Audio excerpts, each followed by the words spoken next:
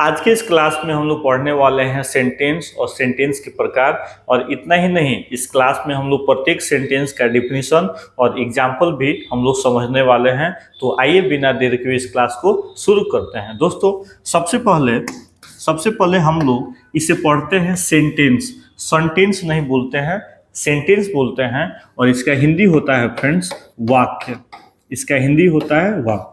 दोस्तों याद रखेंगे कि जब हम बोलते हैं या लिखते हैं तब हम शब्दों का प्रयोग करते हैं। मैंने क्या बोला कि जब हम बोलते हैं या लिखते हैं तब हम शब्दों का प्रयोग करते हैं। और जितने भी शब्द होते हैं वो सब के सब एक समूह में होते हैं, एक ग्रुप में होते हैं। एग्जाम्पल में मान लीजिए हमने यहाँ पे लिखा YAS। तो अगर मैं बोलूँ कि बताइए YAS क्या है, तो आप बोलेंगे कि सर यह अंग्रेजी का लेटर है, ये सभी अंग्रेजी का लेटर है।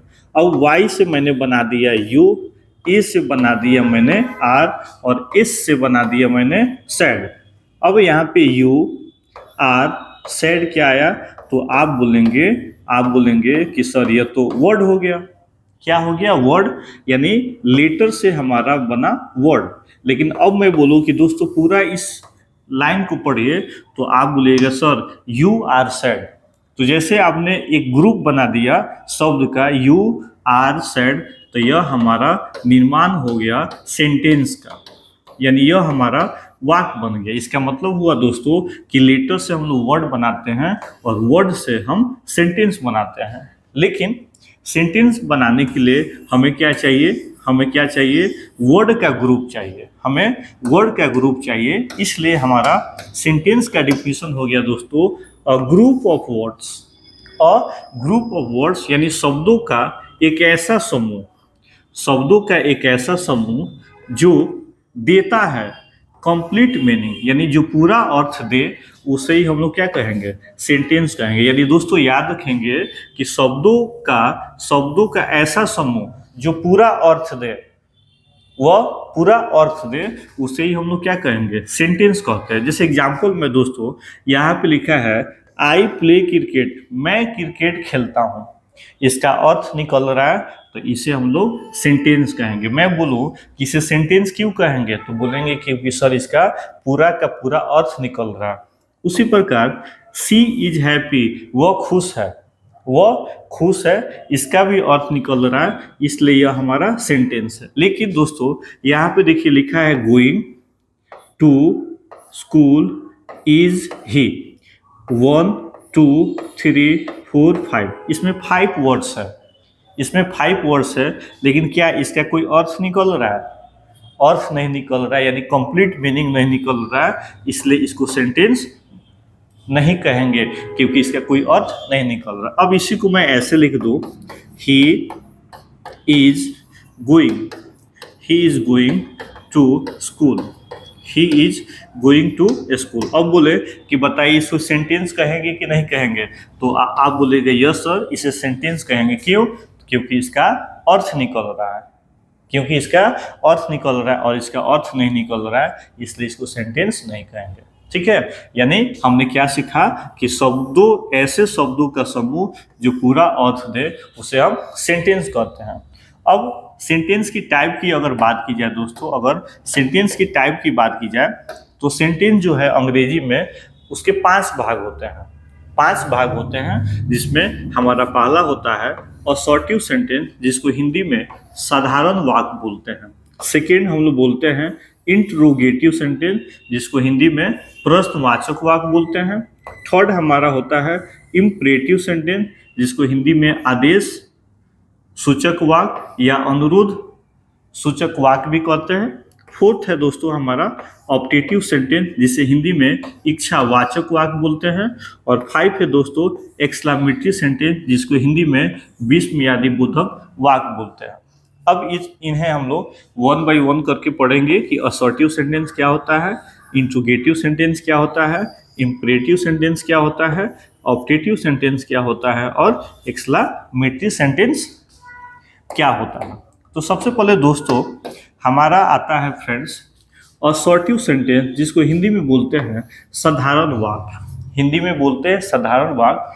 तो वैसा वाक्य जो किसी बात को बताता हो, वैसा वाक्य जो किसी वाक्य को बताता हो या जानकारी देता हो, वैसा वाक्य जो बात को बताता हो या जानकारी देता हो, उसे ही हम लोग क्या कहेंगे, असर्टिव सेंटेंस कहेंगे। जैसे एग्जांपल में आई प्ले क्रिकेट, मैं क्रिकेट खेलता हूँ, इसे क्या चीज बताया जा रहा है या जानकारी दिया जा रहा है।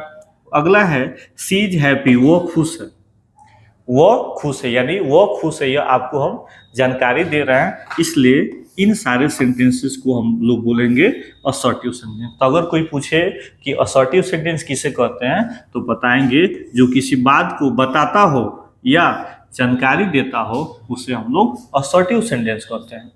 अब ध्यान देंगे कि असर्टिव सेंटेंस में दो होता है, एक पॉजिटिव और एक निगेटिव, एक पॉजिटिव और निगेटिव। तो मैं बोलूं कि I am a teacher, I am a teacher, तो इसी को हम लोग पॉजिटिव सेंटेंस बोल देंगे। और वही बोले कि I am not a teacher, I am not a teacher, तो इसे हम लोग नेगेटिव सेंटेंस बोल देंगे। क्लियर है? असर्टिव सेंटेंस समझ में आ गया। अगला फ्रेंड्स हमारा है इंट्रोगेटिव सेंटेंस, जिसको हिंदी में बोलते हैं प्रश्नवाचक वाक्य। तो हिंदी से ही दोस्तों आपको पता चल जा रहा है कि जिसमें प्रश्न का बोध हो। तो इसका डिफिनेशन है दोस्तों, जिसमें प्रश्न पूछा जाए, जिसमें प्रश्न पूछा जाता है, जिसमें प्रश्न का भाव उत्पन्न हो, उसे हम लोग क्या कहेंगे, इंट्रोगेटिव सेंटेंस कहेंगे। जैसे यहाँ पे कह रहा है दोस्तों कि do you play cricket, do you play cricket, क्या तुम क्रिकेट खेलते हो, क्या तुम क्रिकेट खेलते हो।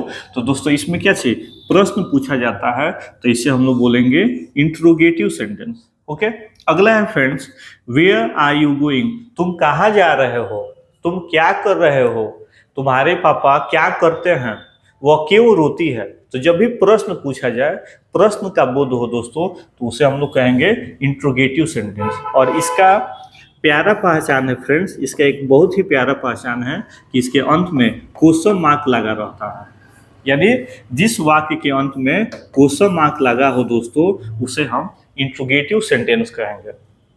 क्या कहेंगे, इंट्रोगेटिव सेंटेंस। अब क्या होता है फ्रेंड्स कि इंट्रोगेटिव सेंटेंस आगे चलकर दो भाग में बढ़ जाता है। इंट्रोगेटिव सेंटेंस आगे चलकर दो भाग में बढ़ जाता है, जिसमें पहला हमारा होता है yes no question, yes no question, और सेकेंड है दोस्तों WH क्वेश्चन। तो कोई आपसे पूछे दोस्तों कि इंट्रोगेटिव सेंटेंस जो है कितने भाग में बढ़ जाते हैं, तो दो भाग में। कौन कौन, यस नो क्वेश्चन और दूसरा WH क्वेश्चन। अब सवाल उत्पन्न हुआ कि यस नो क्वेश्चन क्या है, सवाल उत्पन्न हुआ कि यस नो क्वेश्चन क्या है, तो बताएंगे जिसका उत्तर यस या नो में दिया जाए, जिसका उत्तर यस या नो में दिया जाए, उसे हम लोग यस नो क्वेश्चन कहते हैं। एग्जाम्पल में देखिए, यहाँ पे क्वेश्चन है डू यू प्ले क्रिकेट। मैंने आपसे बोला कि डू यू प्ले क्रिकेट, क्या आप क्रिकेट खेलते हैं, तो आप बोलिएगा क्या, हाँ मैं खेलता हूं, या इसका आंसर ना में दीजिएगा। इसलिए डू यू प्ले क्रिकेट को हम लोग बोलते हैं यस नो क्वेश्चन। ठीक है, अगला है दोस्तों आर यू हैप्पी। जैसे मैं आपसे पूछूं कि आर यू हैप्पी, क्या आप खुश हैं, तो आप बोलेगा हाँ, यस, या बोलेगा नो। तो जैसे आपने बोला यस या नो, तो किसका आंसर दिए, आर यू हैप्पी, तो इस वाक्य को बोला जाएगा यस नो क्वेश्चन। क्या बोलेंगे, यस नो क्वेश्चन। ओके, एक और एग्जांपल देख लीजिए, यहाँ पे है कैन यू स्विम, क्या आप तैर सकते हैं, तो आप बोलेगा हाँ, यस मैं तैर सकता हूँ, नो मैं नहीं तैर सकता हूँ। तो यह हमारा जो क्वेश्चन हुआ कैन यू स्विम, क्या आप तैर सकते हैं, इसका जवाब हम लोग यस में दे रहे हैं या नो में देंगे। इसलिए इस सेंटेंस को हम लोग कहेंगे, इसलिए इस सेंटेंस को हम लोग कहेंगे यस नो क्वेश्चन। और सबसे इंपॉर्टेंट बात दोस्तों, इसका पहचान है कि यह हेल्पिंग वर्ब से शुरू होगा। यह किससे शुरू होगा, हेल्पिंग वर्ब से। और याद रखेंगे कि अंग्रेजी में हेल्पिंग वर्ब की संख्या कितनी है, 24 है। Is, are, am, was, were, has, have, had, do, does, did, can, could, shall, should, will, would, may, might, dare, need, would, must, ये सभी क्या है, हेल्पिंग वर्ब है। तो यस नो क्वेश्चन जो होगा दोस्तों, यह हेल्पिंग वर्ब से शुरू होगा, जिसको हिंदी में हम लोग बोलते हैं सहायक क्रिया। क्या बोलते हैं, सहायक क्रिया। और सेकेंड है दोस्तों WH क्वेश्चन। सेकेंड क्या है हमारा WH क्वेश्चन, जिसमें WH से प्रश्न पूछा जाता है। WH से प्रश्न जो पूछा जाता है उसे हम लोग फ्रेंड्स क्या कहेंगे, WH क्वेश्चन। जैसे यहाँ पे what, where, when, why, who, which, whose, how, ये सभी क्या है हमारा WH वर्ड है। और इसका एक पहचान है दोस्तों कि यह WH से शुरू होता है, यानी वैसा लेटर, वैसा शब्द जो WH से शुरू होता है उसे हम क्या कहते हैं, WH वर्ड कहते हैं। और जिसमें WH से प्रश्न पूछा जाए उसे ही हम लोग WH क्वेश्चन कह देंगे। जैसे एग्जाम्पल में देखिए, वेयर डू यू लिव, तुम कहाँ रहते हो, तुम कहाँ रहते हो, तो इसे हम लोग WH क्वेश्चन कहेंगे। अगला है friends, why are you late, तुम क्यों लेट हो, यह भी हमारा WH क्वेश्चन है। और नेक्स्ट है दोस्तों, व्हाट इज योर नेम, तुम्हारा नाम क्या है, तुम्हारा नाम क्या है। तो देखिए यहाँ पे वर्ड लगा यानी WH वर्ड लग गया, यानी इसे हम लोग कहेंगे WH क्वेश्चन। ओके, यानी हमने इस स्लाइड में पढ़ा कि इंट्रोगेटिव सेंटेंस जिससे प्रश्न पूछा जाता है उसे इंट्रोगेटिव सेंटेंस कहते हैं। और इंट्रोगेटिव सेंटेंस दो भाग में बढ़ जाते हैं, एक यस नो क्वेश्चन और एक WH question. Yes no question का मतलब हुआ कि जिसका उत्तर यस और नो में दिया जाए, और WH क्वेश्चन तो आप समझ गए कि जो what, where, when, why, who, which, whose, how इत्यादि से क्वेश्चन किया जाए उसे हम लोग क्या कहेंगे, उसे WH क्वेश्चन कहेंगे। अब हम लोग आगे बढ़ते हैं फ्रेंड्स, और थर्ड नंबर है हमारा इंपरेटिव सेंटेंस। इंपरेटिव सेंटेंस जिसको हिंदी में हम लोग आदेश सूचक वाक्य या अनुरोध सूचक वाक्य कहते हैं, यानी वैसा वाक्य जिसमें आदेश का बोध हो, सलाह का बोध हो, अनुरोध का बोध हो, सुझाव का बोध हो या निषेध का बोध हो। क्या चीज का बोध हो दोस्तों, जिसमें आदेश का बोध हो, सलाह का बोध हो, अनुरोध का बोध हो, सुझाव का बोध हो या निषेध का बोध दिया जाए उसे हम लोग इंपरेटिव सेंटेंस कहेंगे। एग्जाम्पल के माध्यम से समझिए, यहाँ पे कह रहा है ओपन द डोर, दरवाजा खोलो, तो इस सेंटेंस से फ्रेंड्स हमें ऑर्डर का बोध हो रहा है। किसका बोध हो रहा है, ऑर्डर का। अगला सेंटेंस कह रहा है प्लीज हेल्प मी, कृपया मेरी मदद करें, इससे हमारा फ्रेंड्स रिक्वेस्ट का बोध हो रहा है। क्या चीज का बोध हो रहा है, रिक्वेस्ट का। थर्ड है वर्क हार्ड, कठिन मेहनत करो, कठिन परिश्रम करो, तो इससे हमारा दोस्तों एडवाइस का बोध हो रहा है। क्या चीज का बोध हो रहा है, एडवाइस का। और यहाँ पे कह रहा है एग्जाम्पल डोंट टच इट, इसे मत छुओ, यानी यह हमें माना कर रहा है। और इसको इंग्लिश में बोलेंगे फॉरबिड। क्या बोलेंगे, फॉरबिड। यानी जिस वाक्य से ऑर्डर, रिक्वेस्ट, एडवाइस और फॉरबिड का बोध होता है दोस्तों, इसे हम लोग क्या कहेंगे, इंपरेटिव सेंटेंस। और इसका बहुत ही प्यारा पहचान है कि इसमें सब्जेक्ट जो है छिपा रहता है। जैसे यहाँ पे मैंने बोला ओपन द डोर, दरवाजा खोलो, तो यहाँ पे तो आपको ही बोला लेकिन आपको मैंने नाम नहीं रखा, तो इसका पहचान है कि इसमें सब्जेक्ट जो है छुपा रहता है। जैसे मान लीजिए मैंने बोला आई ओपन द डोर, मैं दरवाजा खोलता हूँ, तो यहाँ पे आई फ्रेंड्स क्या है, सब्जेक्ट है। अब मैंने क्या किया कि आई को हटा दिया, आई को मैंने हटा दिया। अब बोले कि बताइए इसमें सब्जेक्ट है, तो आप बोलिएगा कि सर इसमें सब्जेक्ट नहीं है, क्योंकि इसमें सब्जेक्ट रहता है, क्या रहता है, यू रहता है, लेकिन छुपा रहता है। जैसे हम बोले इधर आओ, कम हेयर, तो कम हेयर का मतलब हुआ तुम इधर आओ, लेकिन जब हम लोग इंपरेटिव सेंटेंस बोलते हैं तो तुम नहीं बोलते हैं, सीधे बोल लेते हैं इधर आओ। तो यह हमारा डिफिनीशन हो गया किसका, इंपरेटिव सेंटेंस का। आगे फ्रेंड्स हम लोग बढ़ते हैं, और फोर्थ है हमारा ऑप्टेटिव सेंटेंस। ऑप्टेटिव सेंटेंस जिसका हिंदी होता है इच्छावाचक वाक्य। इच्छावाचक वाक्य यानी वैसा वाक्य जिसमें इच्छा का बोध हो, वैसा वाक्य जिसमें इच्छा का बोध हो, आशीर्वाद का बोध हो या प्रार्थना का बोध होता है, उसे ही हम लोग क्या कहते हैं, ऑप्टेटिव सेंटेंस। जब हम लोग छोटे थे, मामा के घर जाते थे, 5-6 दिन रहने के बाद जब हम लोग घर से आते थे, निकलते थे, तो मामी को प्रणाम किए, तो जैसे हम लोग मामी जी को प्रणाम करते थे तो 200 रुपया मिलता था। तो कभी कभी मन करता था कि एक बार और प्रणाम कर ले कि 200 रुपया और मिल जाए, ऐसा करते थे, कमेंट करके बताएंगे।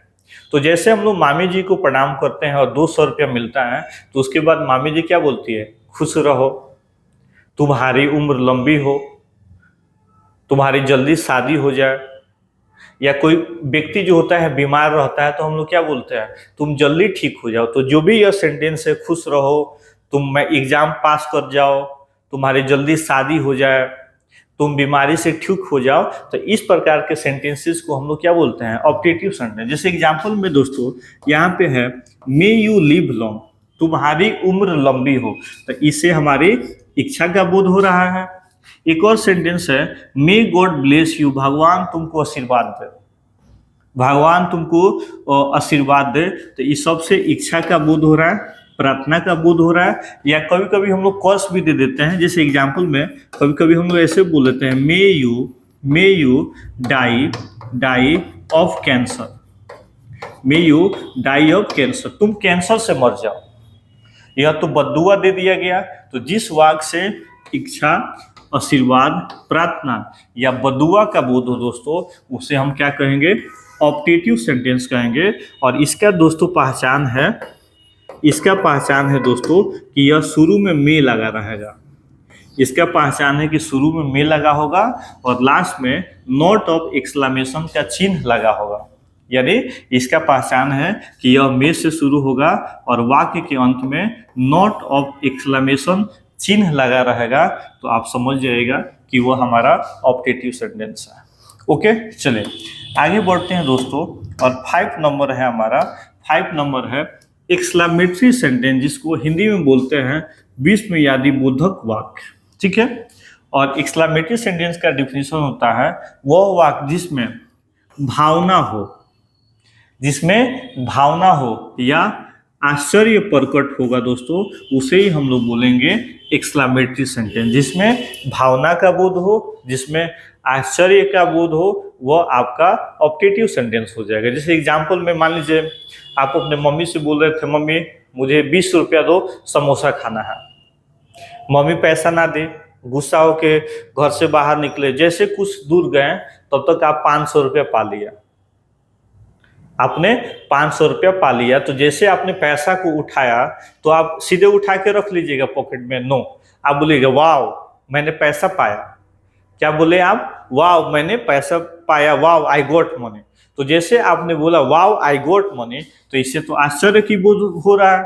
तो जैसे आपने बोला वाव आई गॉट मनी, तो इसे ही हम लोग क्या कहेंगे, एक्सक्लेमेटरी सेंटेंस। जैसे एग्जांपल में है, यहाँ पे है व्हाट अ ब्यूटीफुल गर्ल, क्या लड़की है, कितनी सुंदर लड़की है। इसमें आश्चर्य की बात हो रही है, wow it's amazing, wow it's amazing. तो ये जितना सेंटेंस है, 2 एग्जाम्पल है, ये सब के सब इसे भावना या आश्चर्य की बात हो रही है, इसलिए हम लोग इसे क्या कहेंगे दोस्तों, एक्सक्लेमेटरी सेंटेंस। ठीक है।